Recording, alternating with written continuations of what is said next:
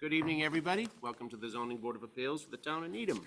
First on our agenda are the minutes from the April 17th, 2025 meeting.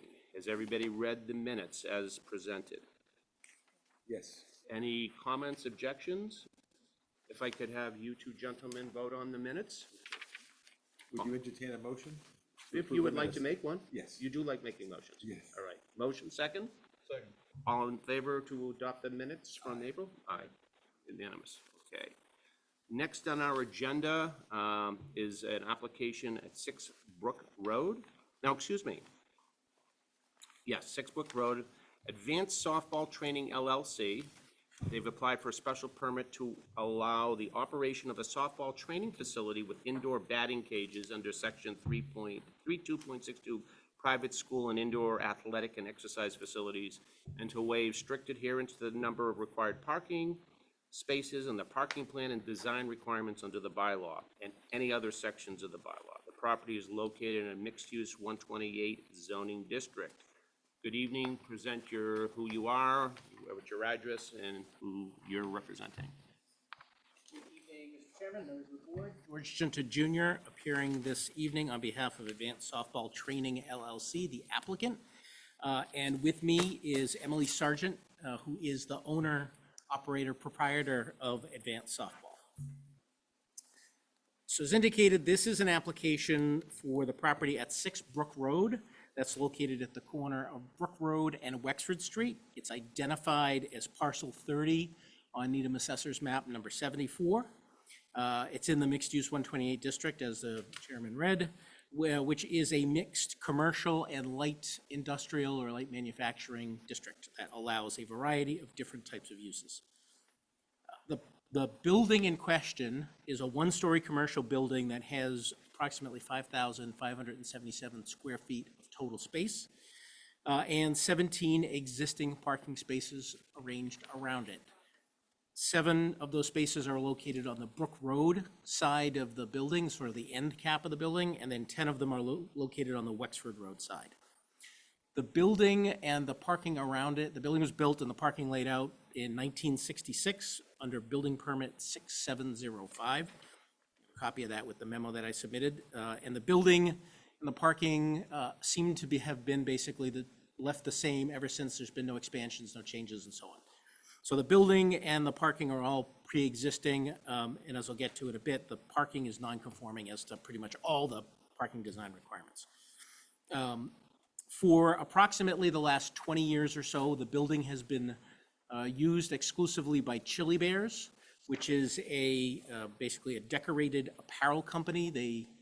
They manufacture or make different types of decorated apparel, including screen printing and embroidery and things like that.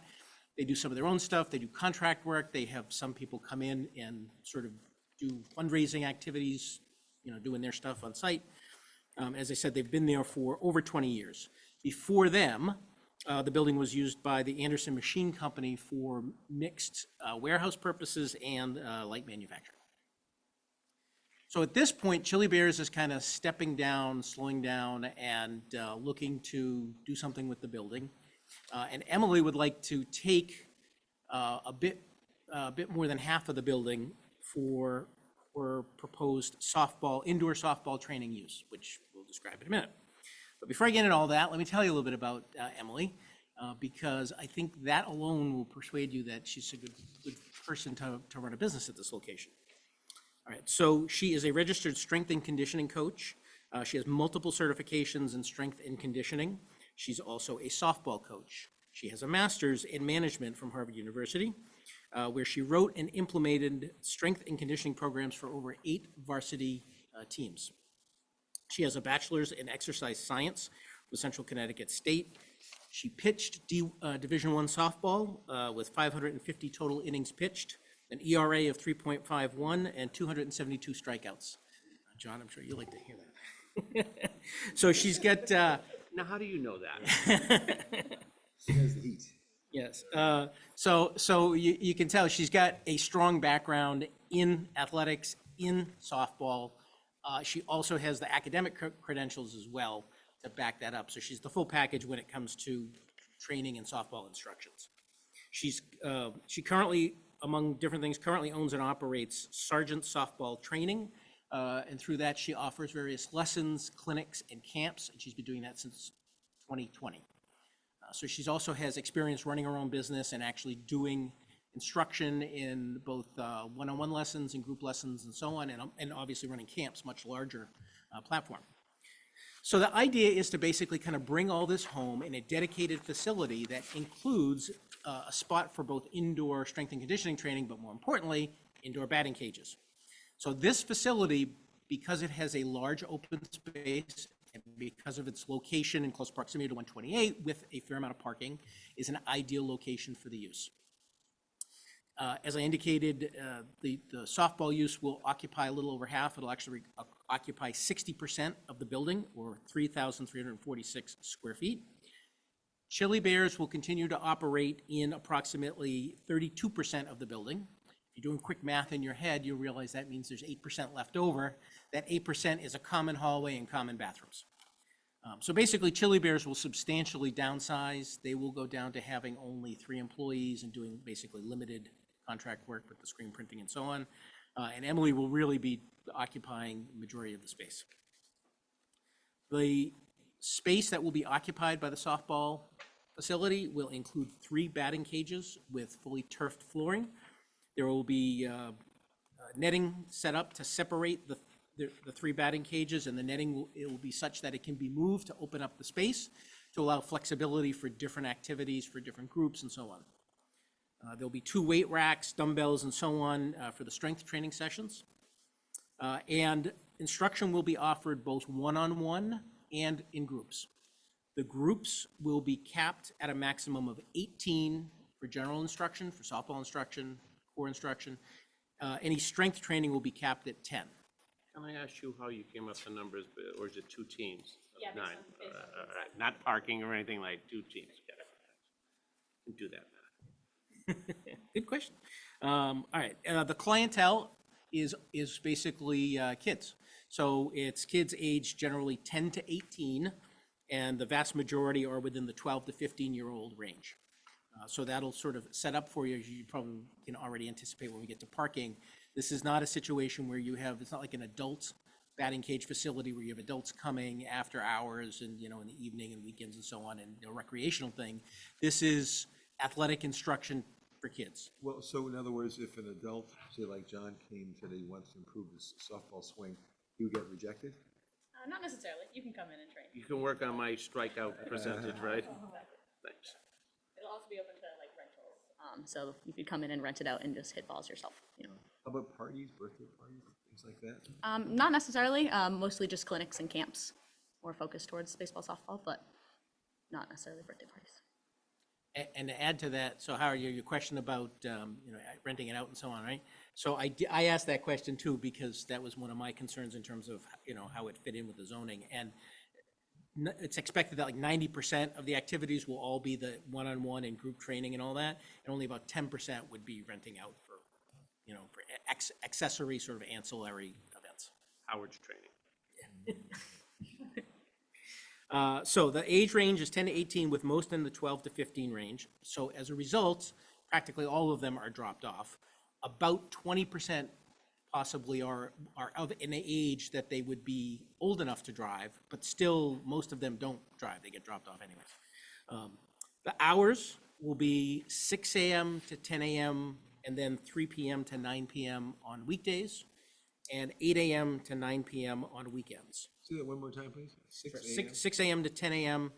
and then 3 p.m. to 9 p.m. on weekdays. So 6 a.m. to 10, A.m. so is it closed for the rest of the day? for the middle of the day. Well, the kids will be in school, day. Okay. So 6 to 10 a.m. and then what? 3 to 9 after school. Be a good time to take the adults who need softball training, Yeah, right? that's true. And that's Monday through, Monday through Friday. Weekday is the split. Weekends is 8 a.m. to 9 p.m. There will generally be 2 staff on site. That's kind of the operating plan. But on occasion, there might be an extra staff member, so, it might be 3 at some points, but generally only 2 staff on site. one of the first questions that came up was what category does this use fall into? And I actually had a long conversation with the building commissioner on this. Because you can classify it as either an indoor athletic or exercise facility, which is kind of what I first leaned towards, or as a private school, because there is instruction, including one-on-one instruction. But no longer professional services. That's right. That's right. Gone are those days because we now have these other categories Yes, that actually cover some of these. So I was leaning towards the indoor athletic or exercise. It really doesn't matter because both of them require special permit in this district, and they're both allowable by special permit. The building commissioner thought that it was close, but he thought it was maybe like a 51, 52% in favor of private school. So I think you have a letter that he indicates that, and that's certainly what he indicated to me. But he did seem to recognize that it really was close. I mean, it really could kind of go into either category. But he focused on the fact that there is this instructional component, that it's not, I think if there was no instruction, if it was just sort of indoor batting cages where people just went in and just hit freely, he probably would say it was indoor athletic or exercise. But because there is instruction, I think he leaned more towards the private school side. Can I just jump in here, and I don't mean to impact your presentation. As tail waggers, They're out. They're out. They're gone, yeah. how long were they in there? They didn't even go in. They didn't even go in. They never took occupancy. They never actually executed a lease. Okay. All right, sorry. All right, so now let's move on to parking, because I think, the use is allowed by special permits, so the use itself is allowed by the bylaw, shouldn't be problematic. It's the parking that really kind of presents a question. And with that in mind, this is the other thing I talked to the building commissioner about, is what category to apply. He immediately in that one, he jumped to the indoor athletic or exercise, which I was kind of going a different direction, but he said, well, it is kind of in the use categories for parking. It seems to fall more in that. So he went that direction, and that category requires one parking space for every 150 square feet of space, plus one parking space for every 3 employees. At 3,346 square feet for the 60% that Emily will be taking, that works out at 150 per space at 22.31 spaces. And while there will be generally 2, maximum 3 employees, that means 1 space for the employees. So 22.31 plus 1, 23.31, rounded up is 24 parking spaces required for the softball use. In addition, Chili Bears will still be there, as I've indicated, so they still will have a parking component. Their space at 1,785 square feet at 1 per 300 requires 6 parking spaces. That means there's a total of 30 parking spaces required. Side note here, there's actually a typo in the memo. I don't know what I did, but the math was wrong. It says 31, it should only be 30, and then Commissioner Prondak picked that up in his letter, and he also said 31. So it's total of 30 parking spaces required under the calculation for the building. As I've said previously, there are 17 spaces on site, so that means that there is a shortage of 13. So at the outset, we would need a waiver, at least on paper, of 13 spaces. Can I ask a question about that? Sorry, I went back to the tail waggers decision, and there it says there's 16 on site. So is that also a typo? I think, well, so since then, all the spaces have been completely restriped. And since then, I think some of the spaces maybe couldn't be identified because they hadn't been striped in so long. But I actually was out there today and I actually counted to verify, and there are 10 on the Wexford side and 6 on the Brook Road side. 16? I'm sorry, this is, There's one in front of the bay, like loading dock area now, that wasn't there before, that with the new. Yeah, it's 17, Because I'm not gonna need the bay, like the loading dock for anything. Okay, so 17. 17, yeah. In addition, there are also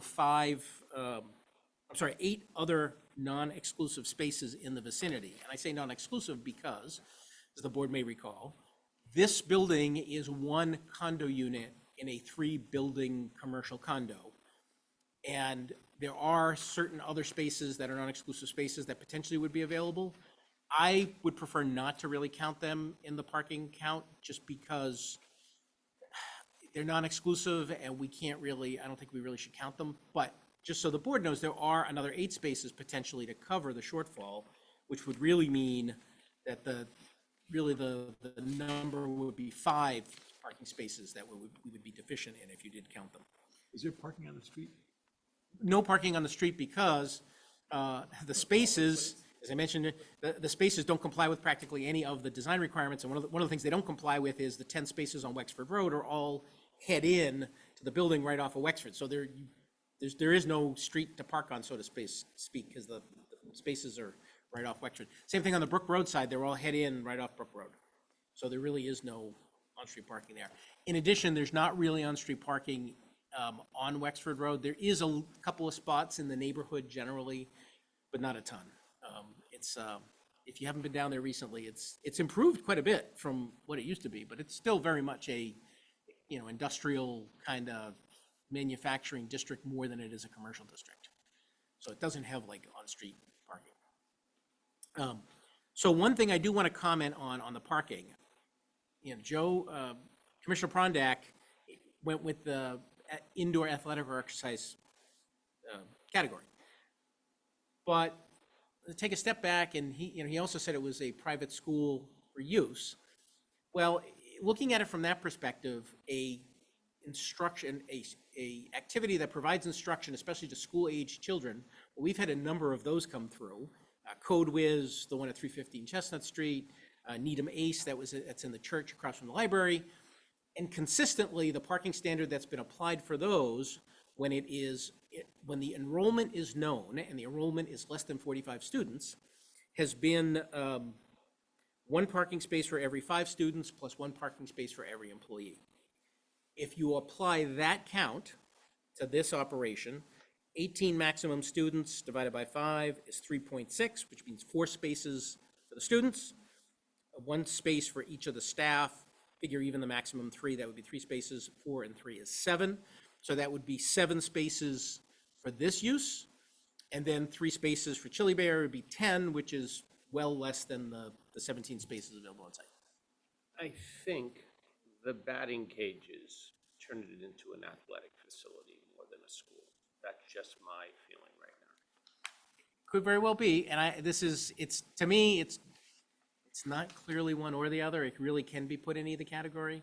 So one of the things I also did is I checked, and you may remember, I've looked at this before, the American Planning Association Parking Advisory Service Report that has a listing of different parking standards for all different uses. Looked at this for tail waggers to see, because that's such an odd use.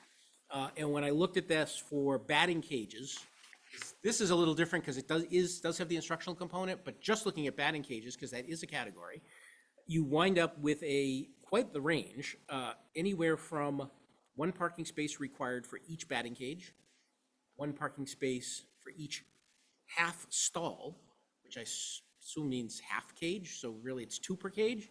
Then there is 1 per 60 square feet of batting cage space where people actually occupy, 2 parking spaces per batting cage, 3 parking spaces per batting cage, 4 parking spaces per batting cage. So basically the range, when you look at all those, the range is anywhere from 3, if applied to this use, would be anywhere from 3 to 12 spaces.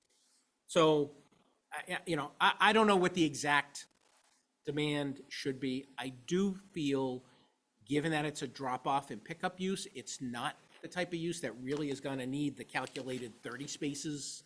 I think that grossly overstates what the demand will be, but will it be, 10 spaces for the 2 uses, or will it be, 15 spaces? I don't know, but I think it's more likely somewhere in that range because of the drop-off pickup nature of the use. So, George, I have a question that you mentioned these are mostly younger kids who don't drive, and so therefore the parents will come and pick them up. Yeah. You mentioned there's not a lot of off-street, if any, off-street parking. So where are these cars waiting to pick up the kids parked? well, as I said, there are 17 spaces on site, and generally during the day, Chili Bears will have maximum of 3 employees, and Emily will have 2 employees, so that means 5 spaces. So that means, there's still 12 spaces open. It's no different than Golf Tech, which is round right there. Do they have they have the spaces in the front?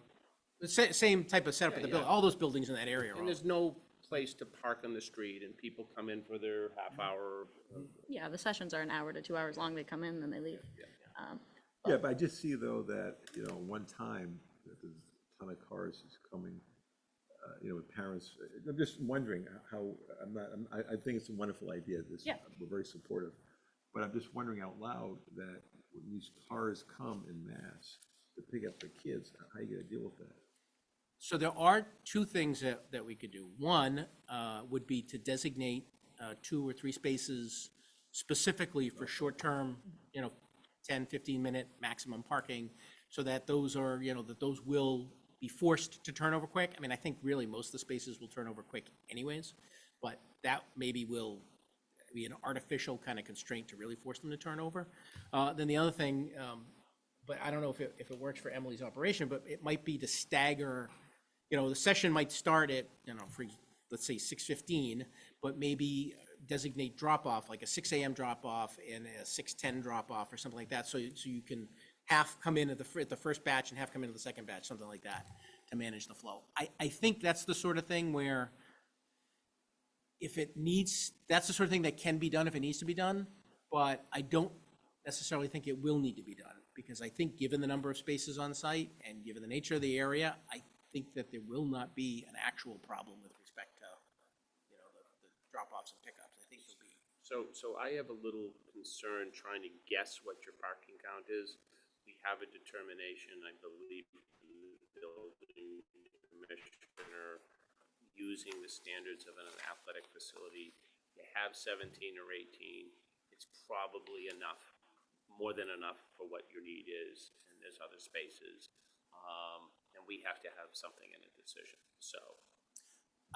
I put forward the whole bit about the parking, not just to raise a question about what is the appropriate standard, but also to argue that even under the calculated indoor athletic or exercise facility, actual parking demand is likely going to be a lot less, because this parking standard that is based on actual real-world observations for substantially similar operational type uses, it has a much lower parking count. So, on paper, it can be whatever, but I think the lower number is probably what we're going to see. Is there going to be any observation area? Like, are the parents who are bringing their kids going to be going inside and watching during the training? Yeah, it is an option. The common area that I'll be sharing with Chili Bears isn't huge, but probably big enough for 2 to 3 chairs if a parent wanted to stick around and watch the training happen. Right now, probably 90% of my lessons don't do that, and I'm at batting cages that have viewing areas. They kind of just drop off and then come back at the next hour and pick them up.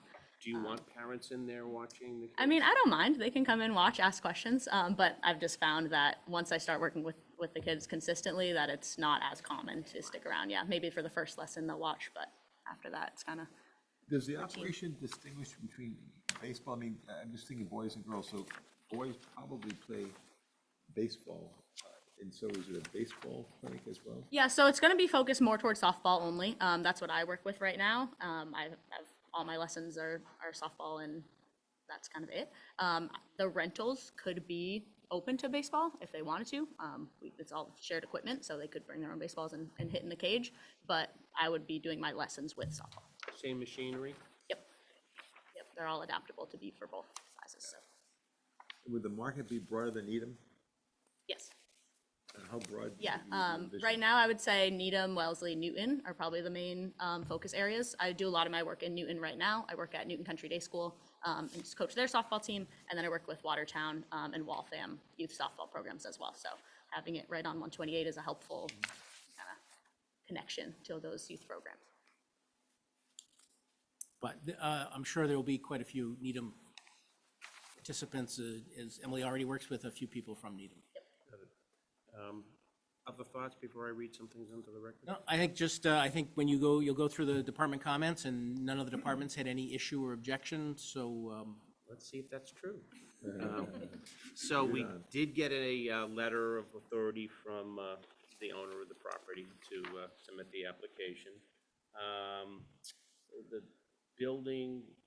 The planning department had no comment. Building inspector should be classified as either an indoor athletic facility or private school. As building commissioner, I believe the private school is more appropriate. A special permit is required for use. And, but he's relying on the parking waiver for an athletic facility. Okay, so maybe we have to decide to pick one. Interesting. Fire chief, the fire department had no comments. Police department had no issues. Public health had no issues to share. And Department of Public Works had no comments or objection. Is anyone in the room want to be heard either for, opposed? They're here for the wrong hearing. If they'd like to talk, Zoom people that are, I haven't invited the Zoom people yet. Zoom takes some time. yeah, there you go. So at this point, Daphne, can you see if anyone's here on Zoom?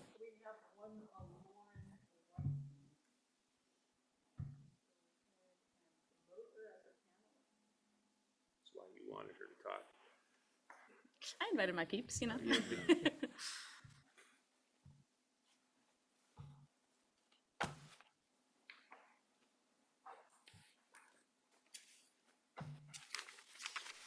So you coach now at Newton, At Newton Country Day, yep. and recreation programs, Yep, I coach the Newton Panthers as well. It's a 16U travel ball league. Yeah, but we play against the Needham Travel League, so I'm in contact with their coaches and work with some of their kids too. good, awesome. All right, Lauren, you can unmute yourself, please. Thank you. Hi, everybody. Hi, Emily. I am here on behalf, in support of Emily, and I'm speaking on behalf of no less than at least 10 families that I've contacted today about Emily's proposal. My daughter has taken private lessons from Emily, as many of her teammates have. We also, as softball families, recognize the need to have this type of facility in Needham, and the fact that it's geared specifically towards softball is a big draw as well. It's sometimes hard for young girls to go to a facility that is dominated by boys and baseball. So this adds a component for just girls, which is great, and Emily, who's been fantastic. So I support the proposal and hope that the board can make it happen. Can you please say for the record your name and your address? Absolutely. Lauren Whiteson, and I live at 23 Virginia Road in Needham. Thank you. Thanks, I Lauren. also actually, could I say one more thing? With respect to parking, as a parent who's done this for Emily and with other softball programs, I think a couple of things are important to remember. One, carpools are huge. I don't drive my 11-year-old daughter anywhere without at least 2 or 3 kids in the car. That tends to be how we all group together. And I also think that the pickup drop-off process is like a 3-minute thing. You know, most of the time I find that even if I watch a lesson, my daughter doesn't want me hanging around. She wants me in and out as quick as possible. Got another parent who's watching. We've all been there. All right, thank you so much. Anybody else, We Daphne? have Allison, and I am going to promote her as a panelist. Everybody on Zoom who can hear, please introduce yourself and your address at the beginning of your testimony. Hi, it's actually my wife's name. What's up, Sarge? My name's Alex Ebling. I live at 11 Mayo Ave in Needham. And I have the pleasure of speaking to you both as a proud Needham resident and also a colleague of Emily. It's a little bittersweet for me, I gotta be honest, as I know if the board does what I think is the right thing, my time working with her at Newton Country Day is gonna come to an end in the next couple weeks. But that being said, I know this is the right thing for Needham. My wife and I have lived here since 2017. We have 2 young kids, a 6-year-old at Broad Meadow and a 2-year-old daughter who starts daycare tomorrow. As I said, I've worked with Emily for 4 years and have probably spent more time with her in that time than I spent with my own family. During that time, I've witnessed firsthand her dedication to the student athletes, while also seeing her passion to see those around her thrive. She's been one of my biggest supports at my current role as assistant athletic director in Country Day, and she's eagerly looking for unique ways to solve challenges and think creatively about what's best for her students. This is gonna translate to athletes who come to her new softball facility.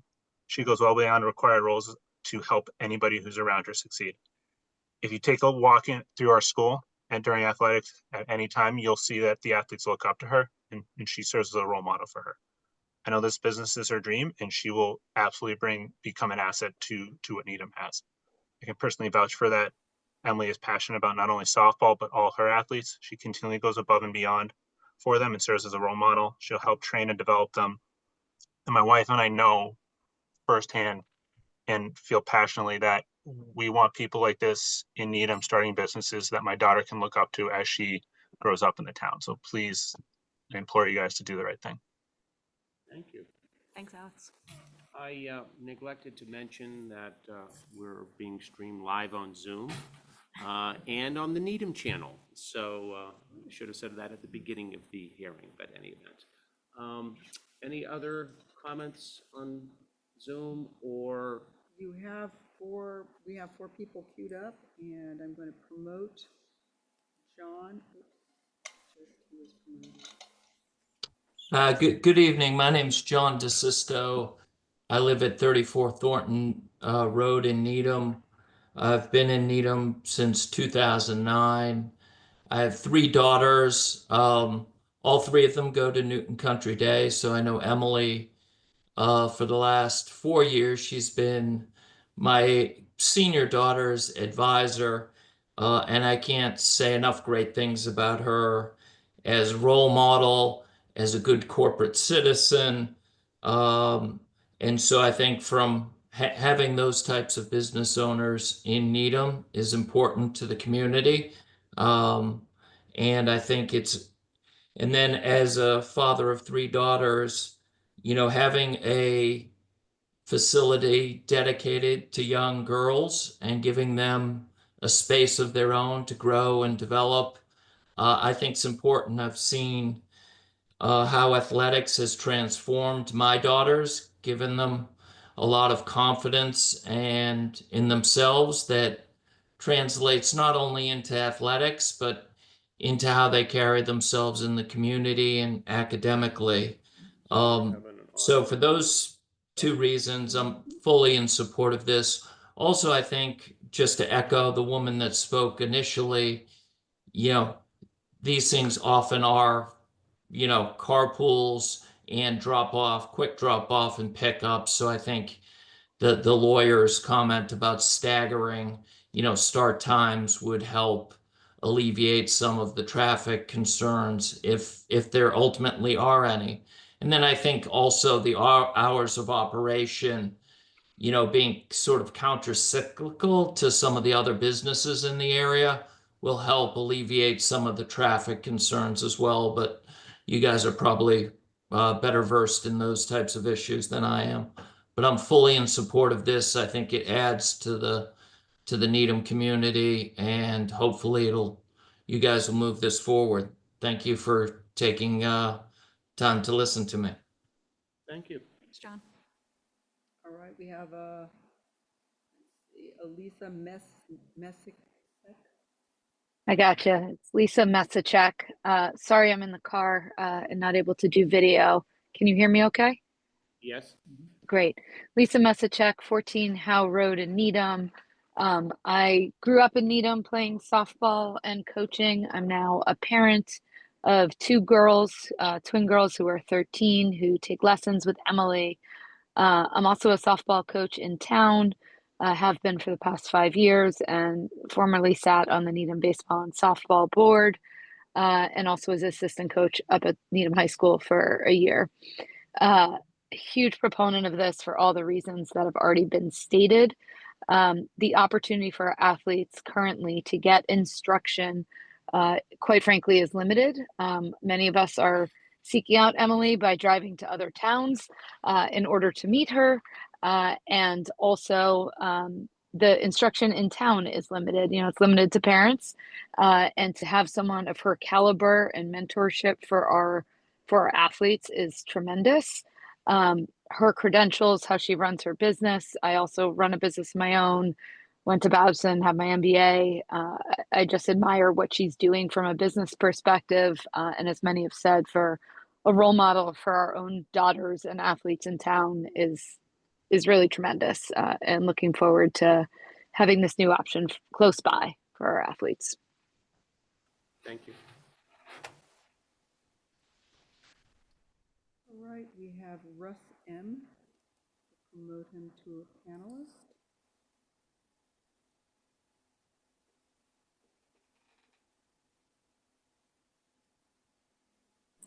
Hi, my name is Russ McTuff. I live at 44 Gatewood Drive in Needham. I'm here with my daughter Kai. Um, I just want to echo what some of the other participants have said. Having worked in the Needham softball ecosystem quite a bit myself, having coached both the town league teams, having been a coach of our tournament travel teams in softball.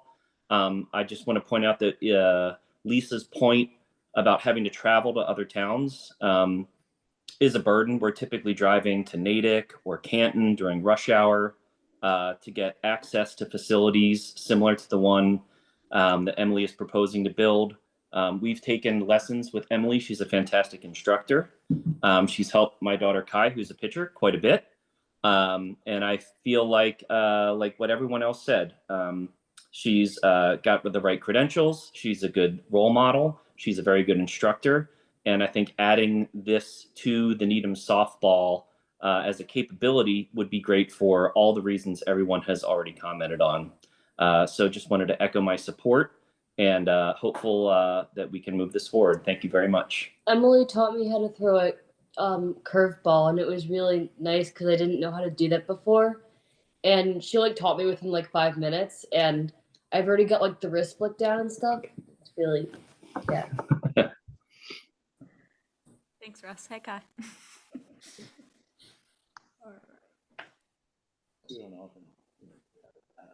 Okay, so there's All the fans, that's great. Stephanie Hayes. They're sick of driving to Watertown. Promoting a Stephanie Hayes. There can be too many peeps sometimes.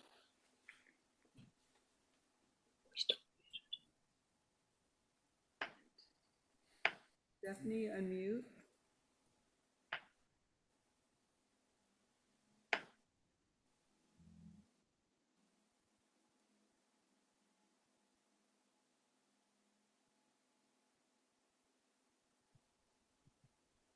Oh dear. Sorry about that. Technical difficulties. Can you hear me okay now? Yes? Okay, great. Hi, I'm Stephanie Hayes, and I am at 234 Elmwood Road in Needham. We've lived here for about 10 years now. And not only am I a mom of a daughter who plays softball in town and for the select team, I am a physical therapist. And I just want to highlight something that not anybody else has really talked about. And it's the availability of conditioning for these young female athletes. And that is so important to mitigate the risk of injury, which can happen increasingly as girls get older, and overuse and not being trained properly of their mechanics in their sport. So another proponent for Emily. My daughter has not taken classes personally, but I am looking forward to having that relationship with Emily. Thank you.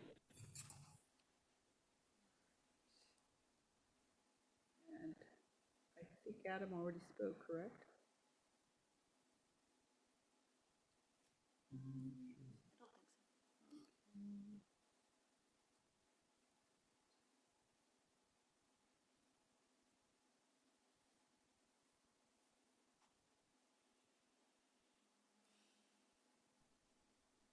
Can you hear me okay? Yes. Hi, I'm Adam Musicant. I live at 21 Petrini Circle in Needham.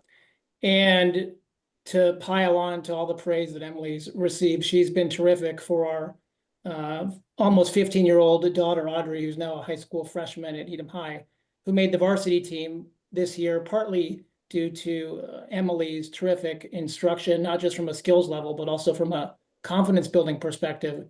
And me and my family and Audrey are totally supportive of having Emily's business in town, save a lot of people a lot of driving hassles and going to Natick or Newton or Watertown, and also as a resource for the high school kids, the girls who are trying to build their skill sets very local together in a place that I think is going to help with the community. Nice job, Emily. Good to see you. Thanks, Adam.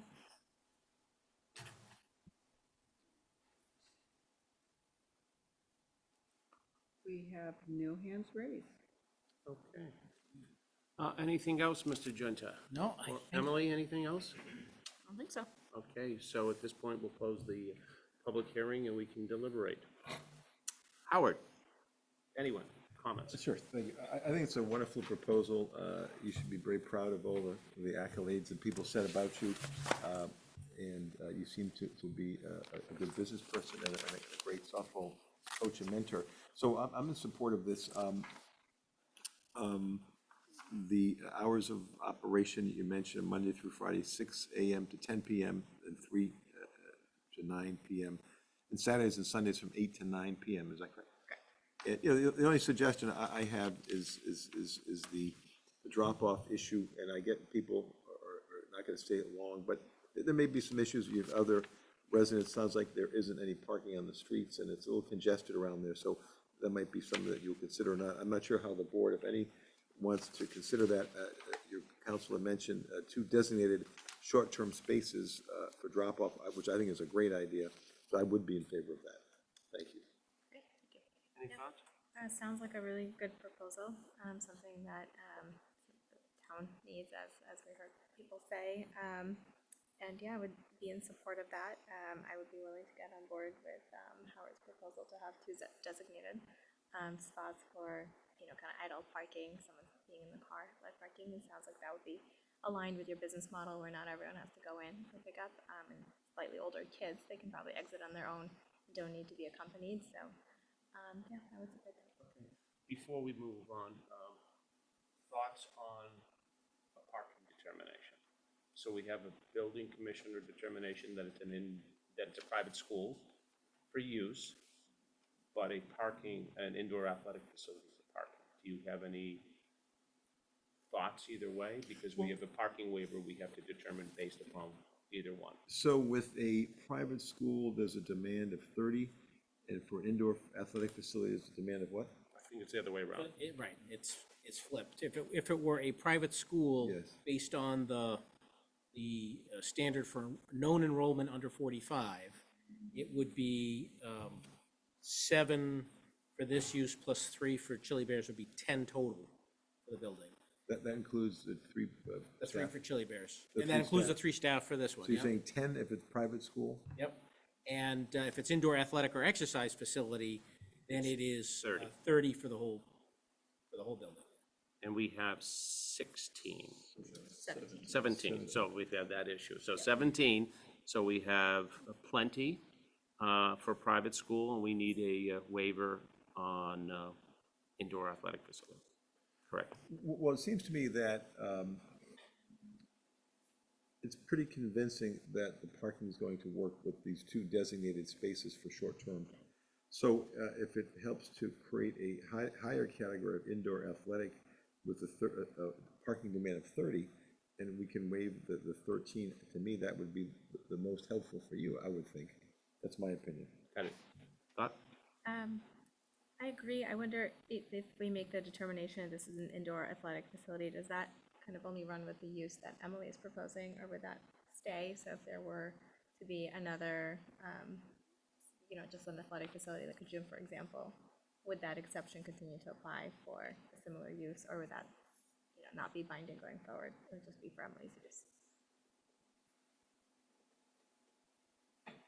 Not making that determination? Yeah, I think that the answer would be that we're making 2 things. One is the use determination, but the other is that we're tying the parking waiver to this particular use. So that if it was to become just an open gym with 2,000 members and 100 people there at any point in time, that would be a very different case. They would not be able to take advantage of this special permit. Or if there's Or we could make a special permit, which I don't think we should, personal to this her, business. right, without the consent of the board, right? And the other thing, if it was a school, it's a different use. If it's a restaurant, it's a different use. So I think it's this particular use we're talking about.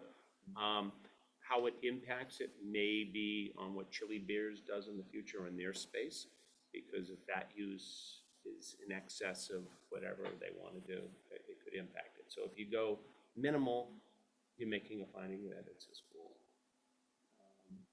If, for instance, they take over the Chili Bear space, Yeah, may I comment on that? they'd have to come back. Yeah. I signed a lease with them saying that year 2, they're moving out completely and I'm taking over their whole spaces. So I would also take over their parking. We spaces. appreciate your candor. Yeah. Just so you know. You have an option. That's, on that. yeah, that's the plan. So when that happens in year 2. Okay. You have more space, so you will be increasing. So is a number of people being limited here in this decision? Yes. Yeah. So it's 2 teams, 18 people at any one time? Yeah. Yeah, I think it would still be at 18 for the space that would be expanding anyway, just because I'm only one person. I can't coach that many people at one time anyway. So And you I would- can come back and seek an amendment and modification, but yeah, so it would be 30 spaces, and she would have the right to all of them when she elects under her option to take over the whole building. So, any thoughts? Can I just, one thing I'll add in? Yeah.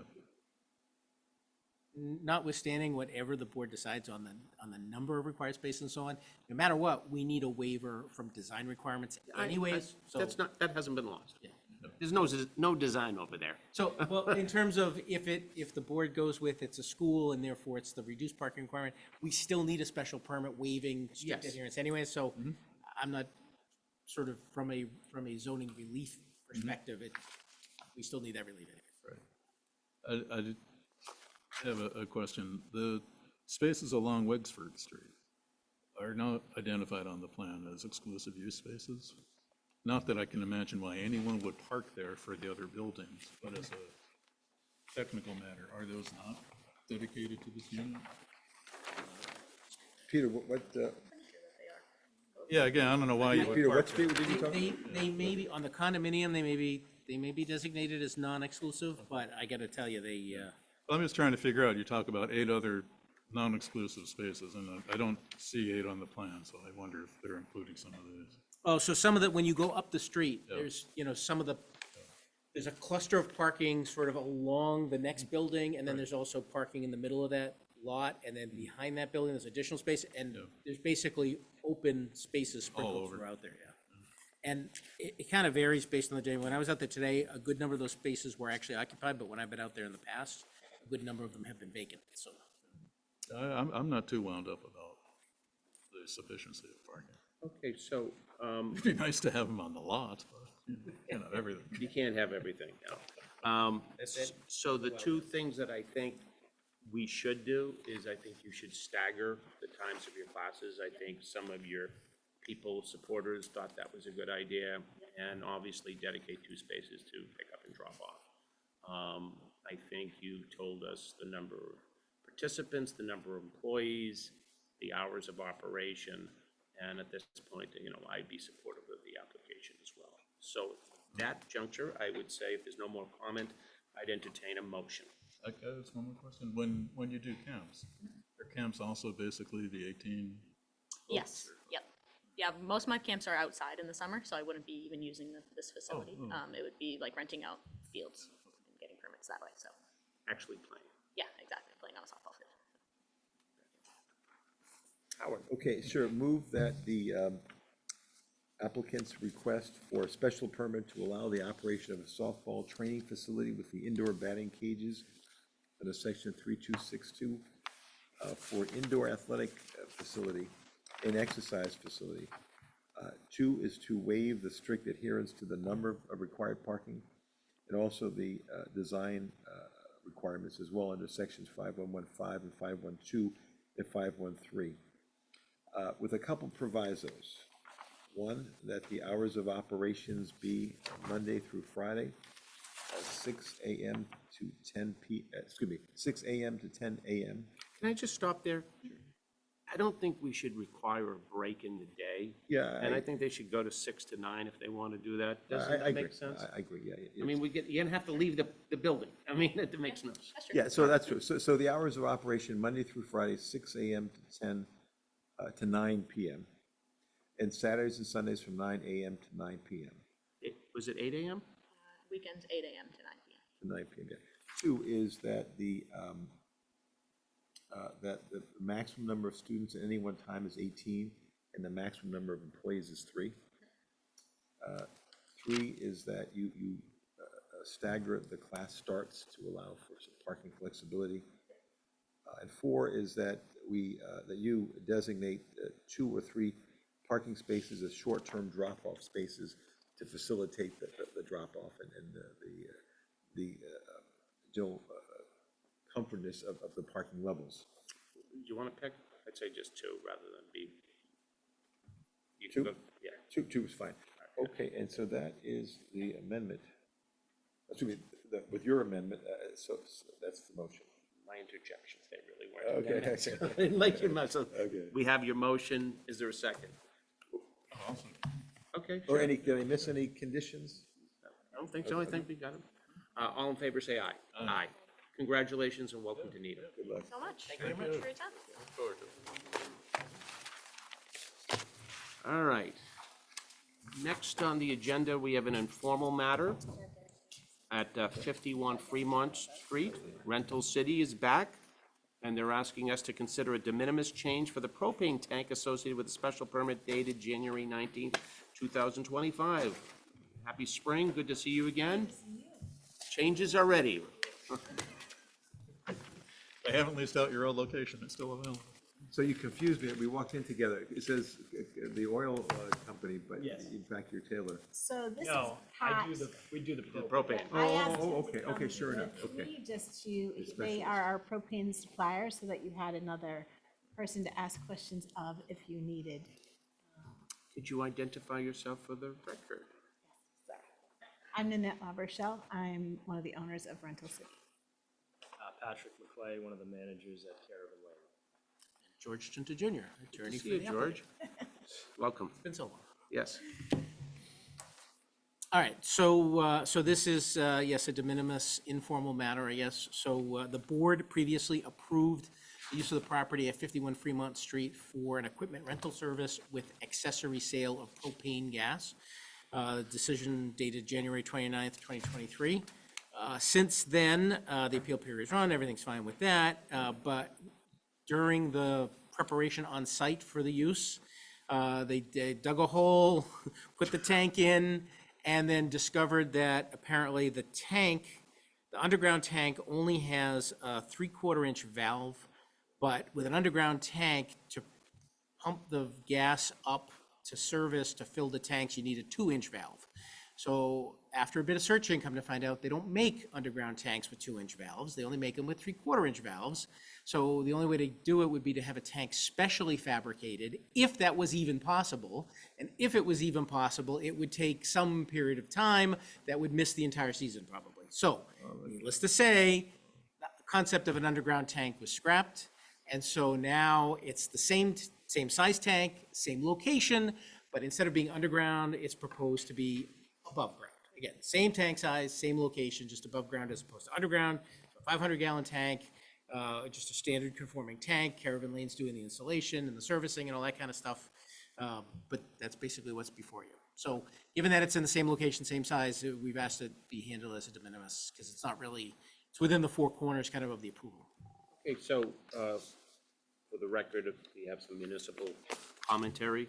So the building commissioner had no comment, but thought it would be a good idea to talk to the fire department. And the fire department had no issues. And They did come out and tour. I'm sure they did, yeah. They had no concerns with the change. So it seems to be fall within the guidelines, and it's de minimis. It's the same size, same location, everything. It's just above ground, not below the ground. Our public safety people think it's fine. It's being serviced and supported by a well-established Needham oil dealer. And any other thoughts? Yeah, so I think it's a great location. I was there recently renting a piece of equipment, so you guys do a nice job. Just walk us through the safety of an above-ground propane tank. How is that safe? So whenever you have an emergency, you want to be able to see the actual vessel rather than have it underground. So just being able, if there was an emergency release of propane, you know where it's coming from exactly.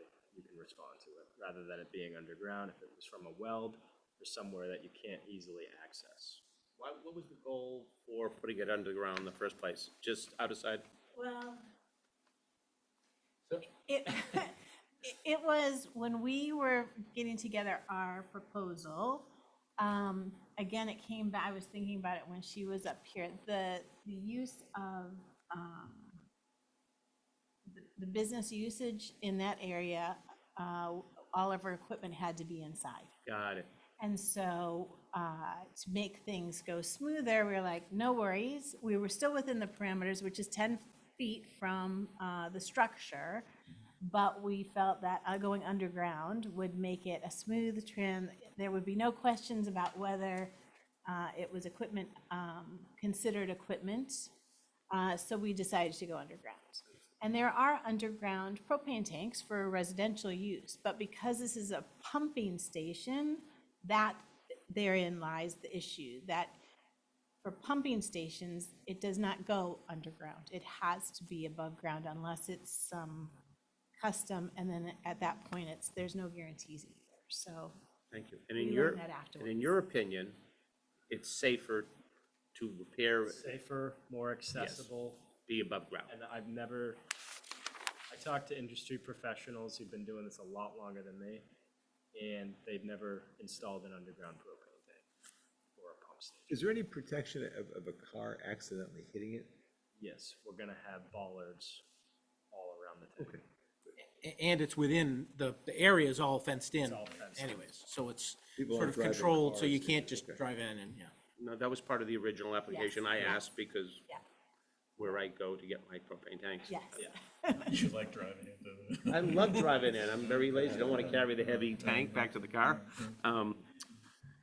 Any other thoughts? No, sounds good. Everybody believe it's motion to rule it's a de minimis modification? Really sorry you have a 500-gallon underground tank. Oh, my goodness, it's, yeah. Well, we thought we were ahead of the game and then realized, yeah, but anyway, it is what it Motion? is. Any comment? Thank you. Thank you.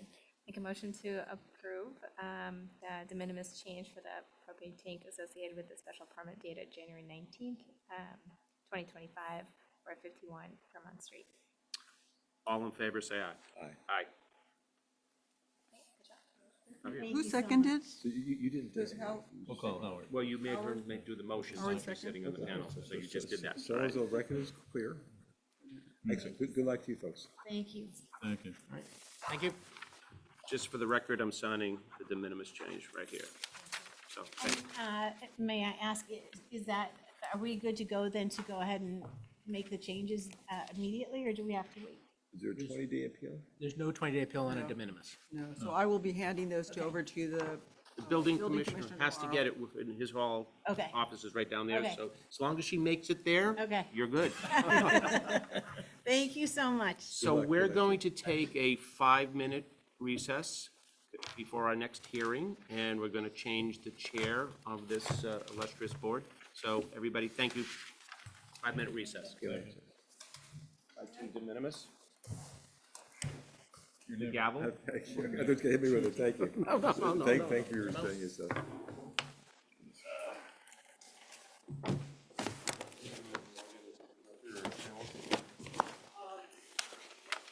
yeah, So you.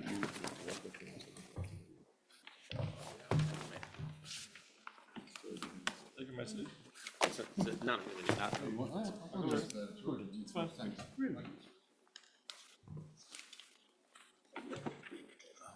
All right. Good to see you. Take You want to care, go John. out? You Yeah. know, find your wedge. Yeah, I was gonna say, feel free to drop that wedge off anytime. Good, how are you? Everything good? Good to see you. Take care. Oh, you're welcome. Welcome to, yeah. Place that down here.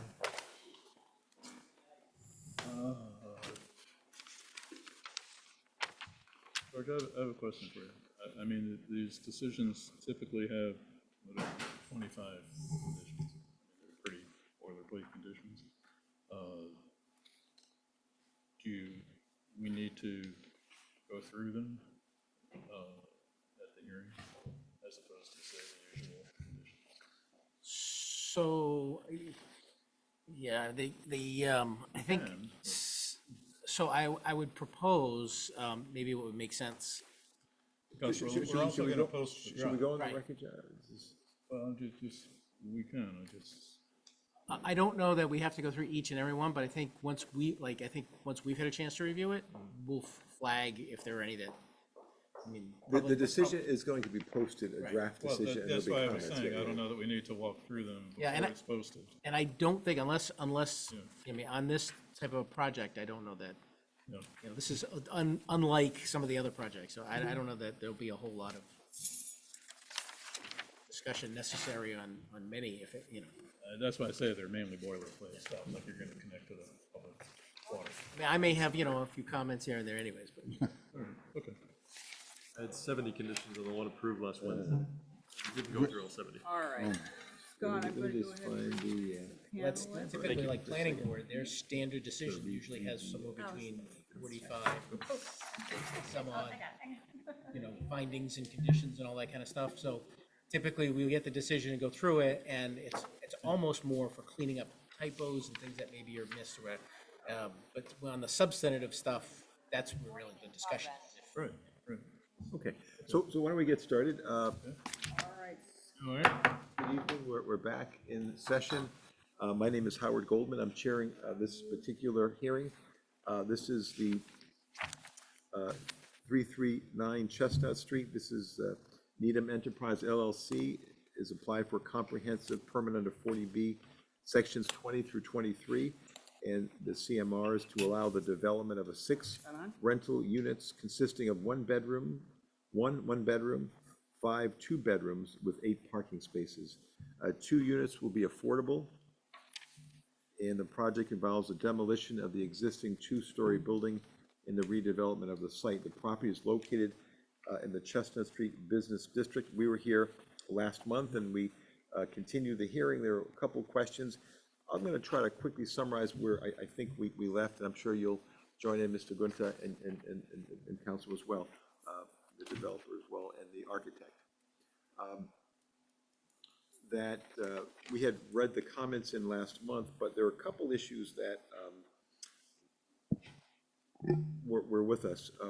One was and we had some discussion, and I don't think we've resolved it, and this was a comment of the planning board as well, in the front, to somehow segregate or create some type of screening with the public walkway in the parking lot. The feeling was that it was a little congested and concerned, and I was a little concerned about the lack of lighting in the parking lot that was being installed. I know you said there was ambient lighting around, but the sense from me and others, I thought, was that better lighting around the sidewalk where there's pedestrian walking, and perhaps some screening. Another issue, we talked about the snow removal, that perhaps storms, we should discuss the amount of snow, but maybe any snow in excess of 3 inches would be removed. We talked about the separation, trash bins, the location of the trash bins. We want to kind of look back at that, where those were.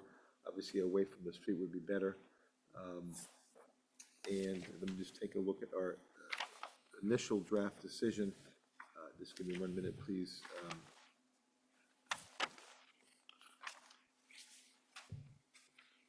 I think that was, those were the big issues. Let me just look at my note. Oh, as disability, we talked about the grab bars, and the feeling from the developer was that not necessary, but you would reinforce the walls around them to add the grab bars for people with disabilities when needed.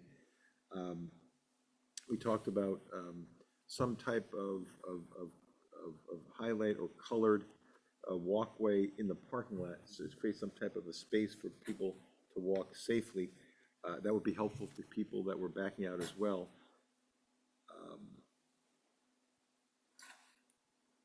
The engineering department had some questions about the calculations for water infiltration and the storm drainage. I'm not sure if you resolved that yet. I think those, from my nose, those were the big issues. This is a so-called friendly 40B, that you have the support of the selectmen, select women, select body, and so that's important too.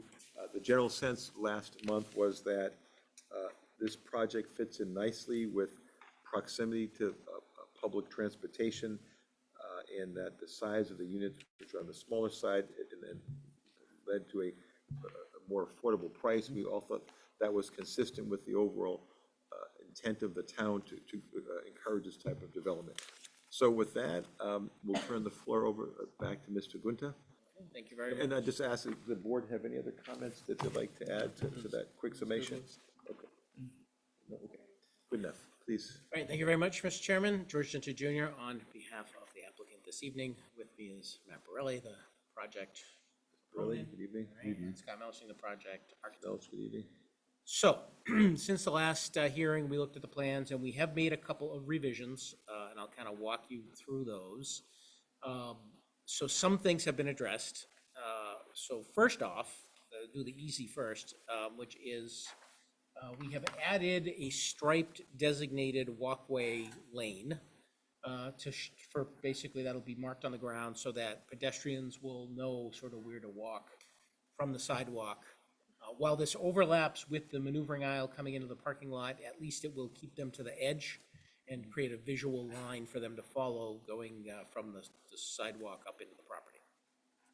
So that's. So will that be raised? What will be the dimensions? It'll just be marked on the ground, and it'll be different striping or painting on the ground so that visually it serves as a, as a visual thing for people to follow. Obviously, some people, they're free not to follow it, but human nature being what it is, most people will probably follow right along because they'll. Certainly, and is it the width approximately 6 feet? 3 feet in width, comes down the side from the driveway, if you will, from the sidewalk, and then that turns into the 5 foot at the front of the building. And that 5 foot is also serving as our loading zone for the accessible parking spot. They'll all be striped the same. So it sounds like there's a new plan that you're going to submit, a revised plan? Yes. The revised plan, what's the date of the plan? It was revised on 12 May. Excellent, thank you. All right, so that's number one. Number two, we've added some bollards in front of the columns. We mentioned this at the last hearing about protecting the columns. So we're adding some bollards to protect them from getting struck by vehicles. So that's on the building itself vis-a-vis the parking to prevent cars from smashing into the front? The 2 columns that are architectural in nature that create the canopy for the entry will just have the bollard in that 5 foot stripe zone so that if a car does get a little aggressive, they would hit that before they would hit the column.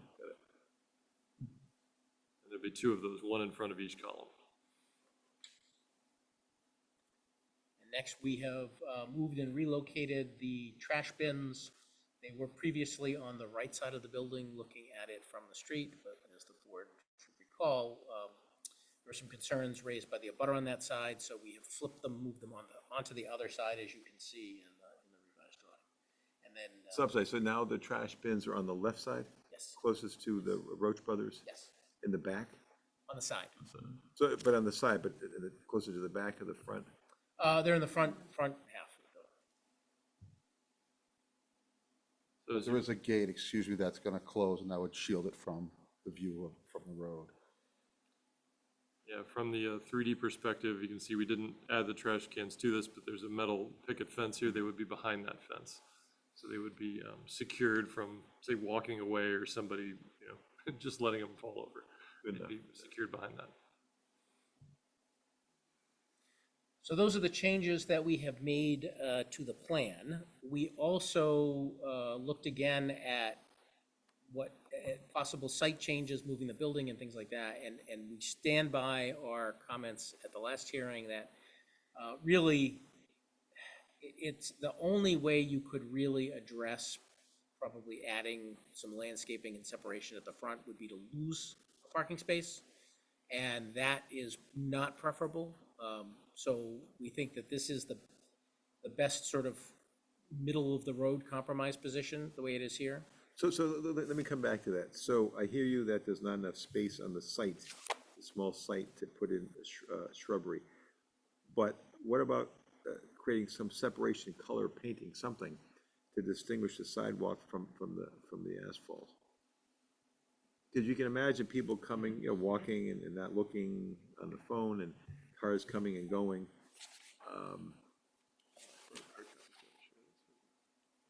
So have some colored lines, something that doesn't, or some markings, cars coming, going, some warnings.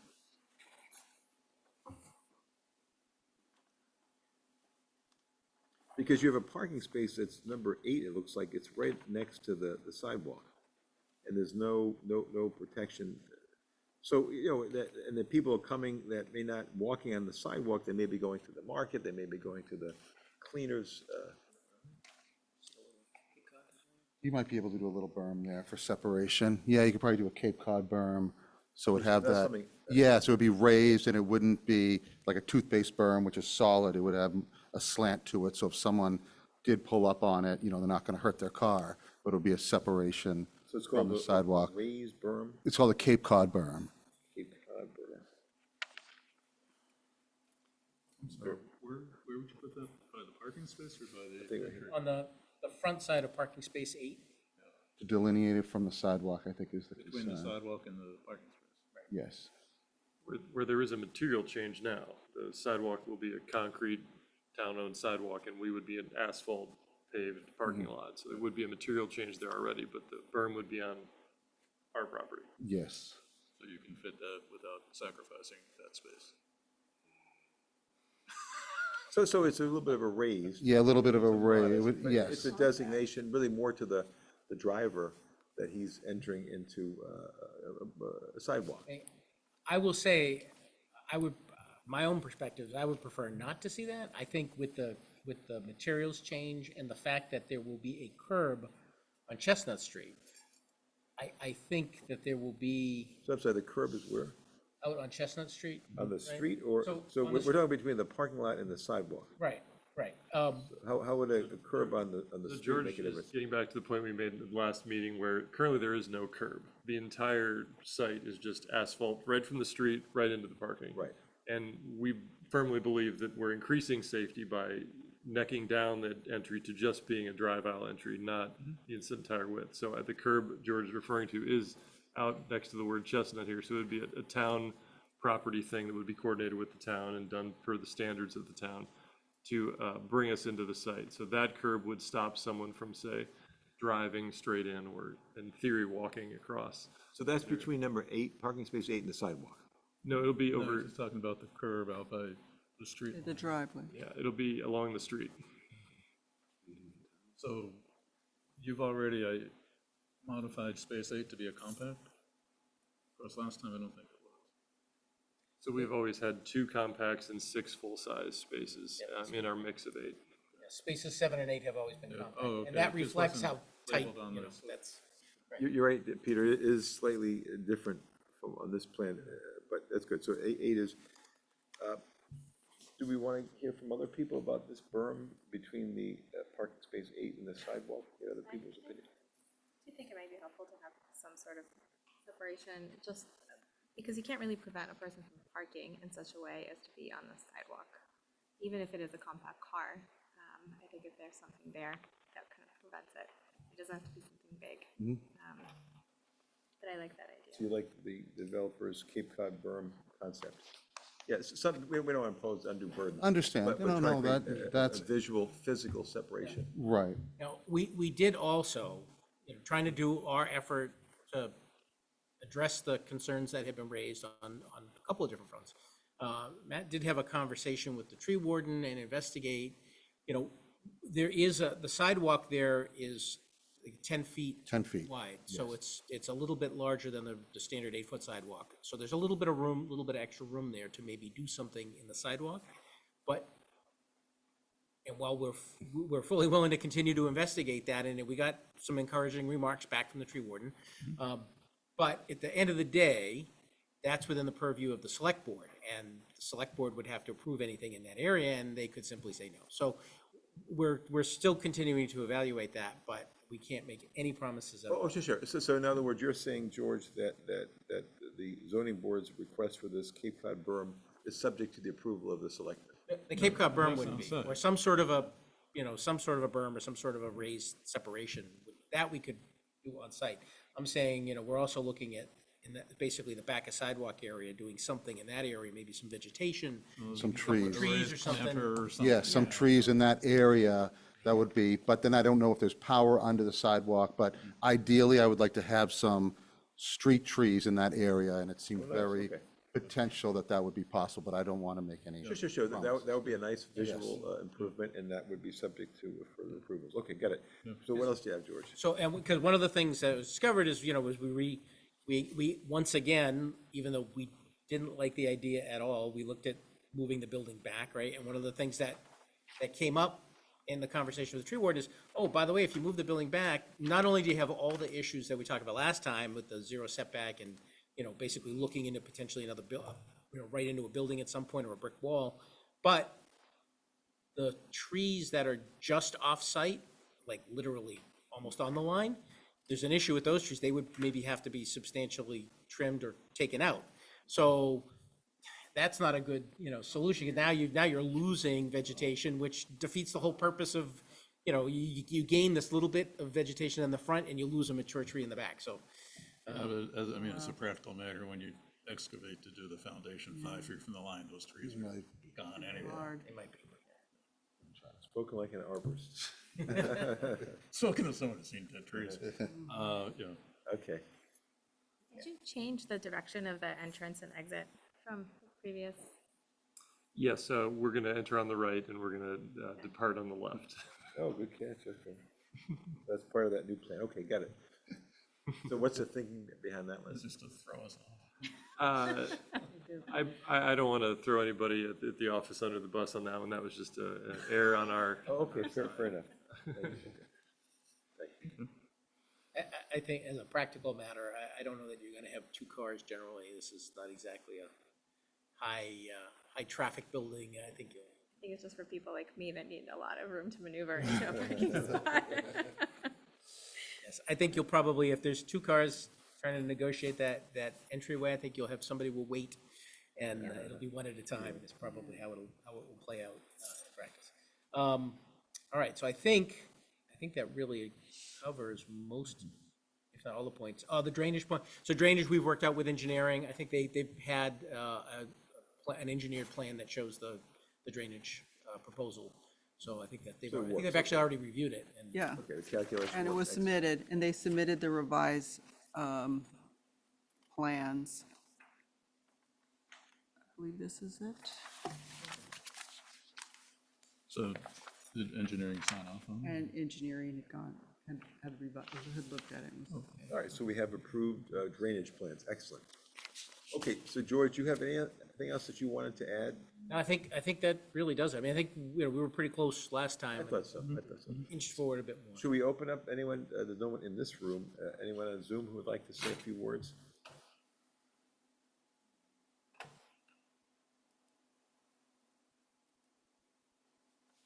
It's surprisingly not much outside feedback. No hands raised.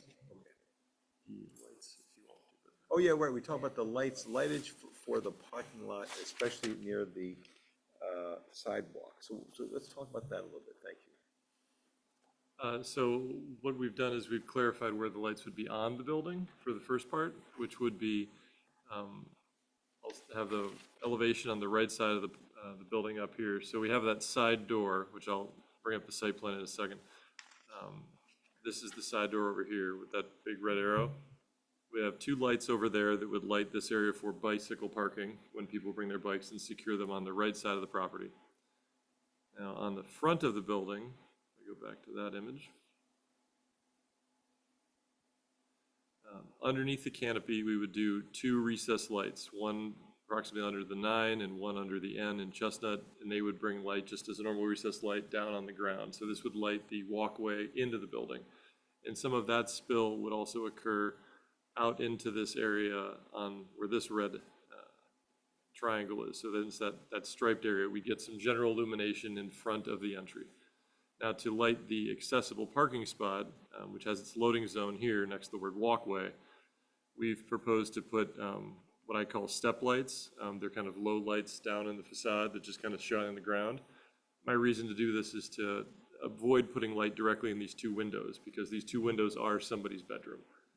So our hope would be not to broadcast too loudly right up next to the building, but light the walking surface from the accessible parking space all the way to the door. And then lastly, the building lights on the new trash enclosure, which is going to be on the left-hand side, would be 2 downlights, and it would be located on the building here, in between the windows of that same person's bedroom, to light the area when people do bring their trash out to this area. These lights would all be full night sky compliant, dark sky compliant. They'd all be down only. They wouldn't be broadcasting light off the property. These would just be on the property. And we did look at some options with some bollards and some things in the parking lot. Those were deemed to be extremely dangerous.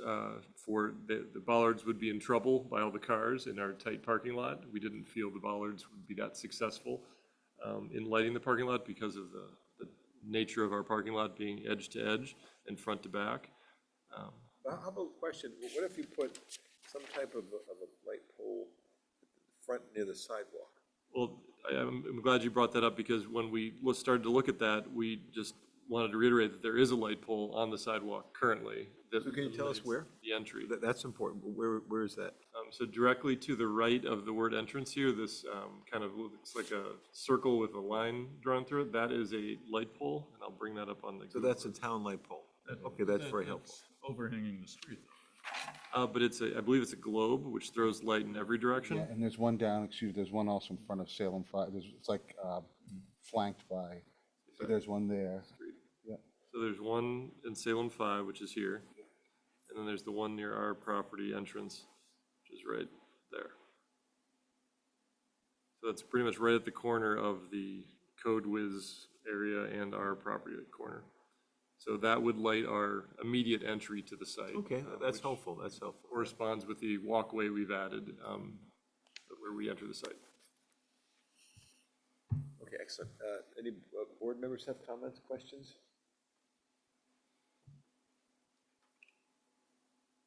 No, the only other thing was the snow removal.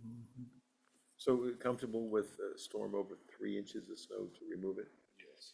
Maybe, yes, 3 would be fine. And I know the tenants would be the ones first to want it off the property, so it might be even less. But yes, absolutely.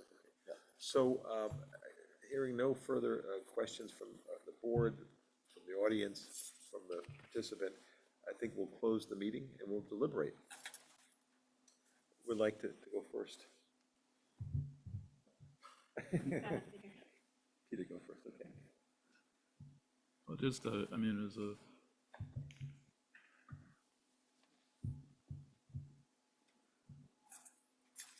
no, I guess I'm just trying to sort through this because we have a draft decision, which I haven't read in front of us. I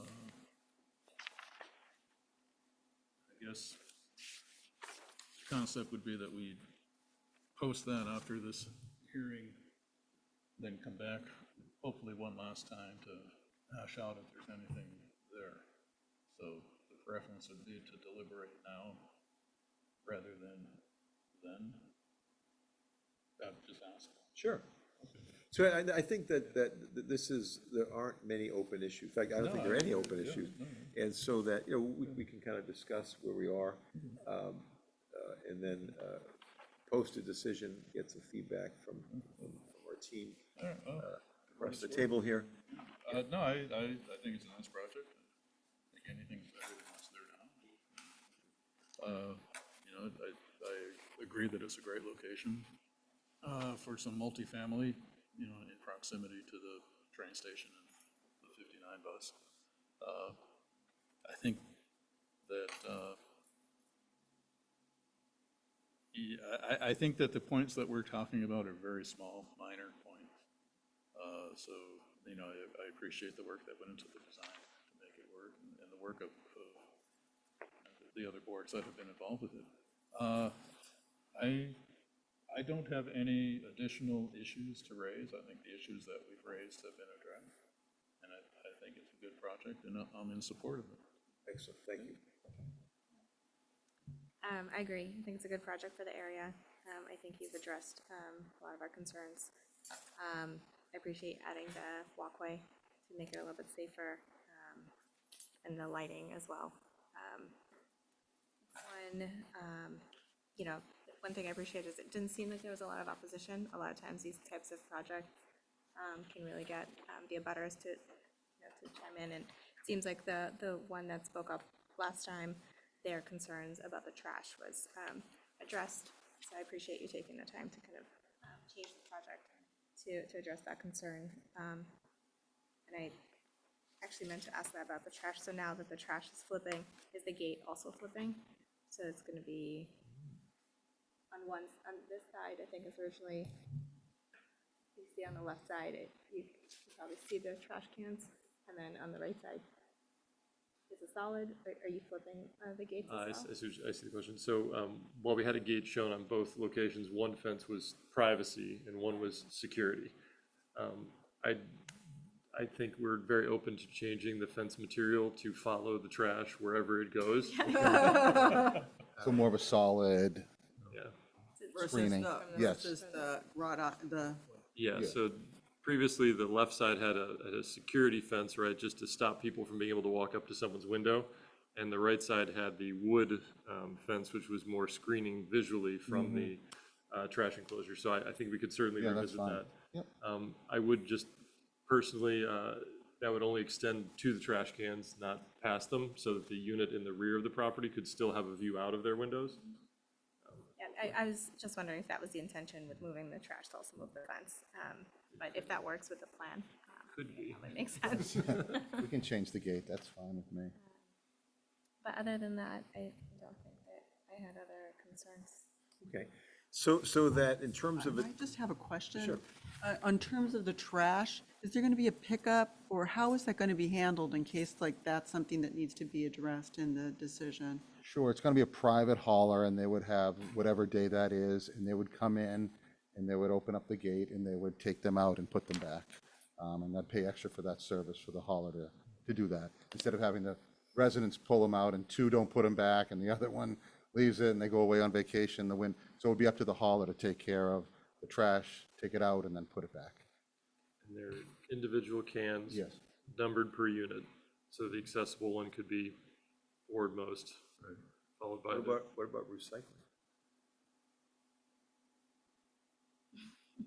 We probably will have a can for recycling, we'll have to do something. We thought about putting it on the other side because we did have that bump out.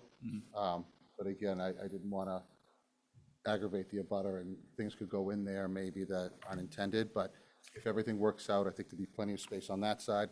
Otherwise, we'll just stack it a couple more deep to get the blue recycling bins. Okay, listen, you have every interest to make it look attractive. Right. For your tenants to keep the demand up. So what I would just say, just to crystallize some of the changes, you submitted a plan, a revised plan dated May 12th that we'll be addressing, that will become part of our decision. That there'll be a Cape Cod berm at the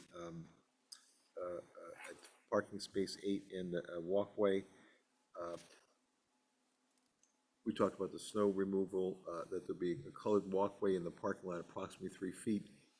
We talked about the disability, no requirement for grab bars, but you'll reinforce the walls to accommodate them if necessary for those with disability that might require it. That there are a number of exceptions that we won't get into in great detail here now, dealing with the different waivers that you'll be needing because of this, of the density regarding floor area ratio, height of the building, parking waivers, parking design waivers, parking space waivers, light illumination waivers, and maneuverability of parking spaces, among others, along with some of the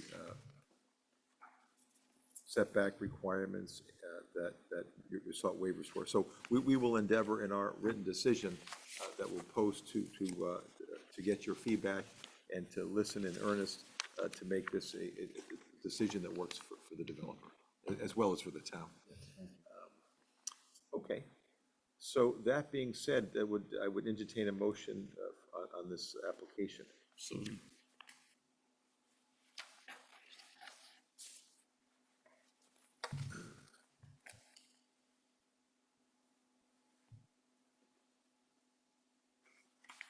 again, pardon, are we voting on it now? No, because we need to include what happened this evening, so what will happen is you agree to close the public hearing. Yeah, that's what I And was then thinking. next We'll month, draft- you we'll will, submit a- yeah, we'll s- and we'll post a you'll draft vote on the decision next decision. month, yeah. Okay, so That's that, how previous ones that's were how done. some pass, okay. Yeah. So that's what we'll do, so that we're closing the hearing. There'll be no more public comment. We'll work judiciously over the next month on this decision, post it, and next month we'll have a formal decision and a formal vote. Right, so we'll continue this hearing Right, you continue the hearing. whenever. Okay, so we'll, So we could have a vote on continuing closing the public hearing and continuing the meeting at the next meeting to, and when is the next meeting date? the next meeting date is, it's the 12th, it's coming quickly. Because of the holidays, somebody couldn't make it, and so it's the 12th, I believe. Fair enough. So entertain a motion to close the public hearing and to continue this hearing until the next meeting on June 12th. Okay, So moved, okay. Seconded. I second. All in favor, say aye. Aye, okay, great. Okay, thank you all Thank so you. much. Thank you all so much. And if there's no further business, Nope, that's it. the meeting is adjourned. Thank you all. Thank you.